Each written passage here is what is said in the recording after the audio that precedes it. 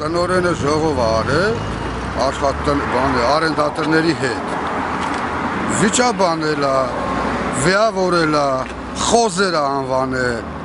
եթե ասում ես չէ, ես խոզ չեմ դուրս արի, ու հերթական է դες բոլոր արենդատորներին, որ մենք պայմանագիր ունենք, եթե պայմանագիրը սկսվում է մի տարից մինչև 5 տարի,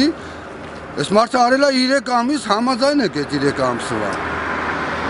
Հիմա դուրը փակել է չի թողում։ Արդեն պարզ է, վիրավորական արտահայտությունները արել, ու հիմա դռները փակել է, չի թույլ տալիս, որպեսզի մտնեք ներս։ Բայց մենք մարդկանցից կանխավճարներ ենք վեգալ, զակասեր ենք վեգալ, այդ մարդկանց գործերը պետք է հետ տանք, պետք է աշխատենք։ Լավ, այստեղ ինչ ներսում ինչ աշխատանքներ է կատարվում։ Ներսում տարբեր բաներ, արենդատորներ կան, ինչ գործունեություններ են։ Եվ վառոդներ, երկաթի ցեխեր կա,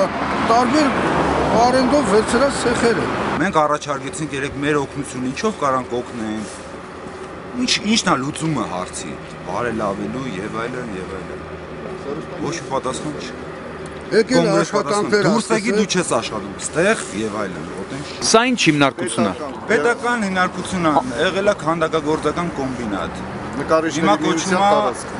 Գեղարվեստի կոմբինատ, նկարիչների միության գեղարվեստի կոմբինատ։ Տնօրենը հայտնեց, որ ոչ մի անձի հետ ինքը պայմանագիր չունի կնքված, դա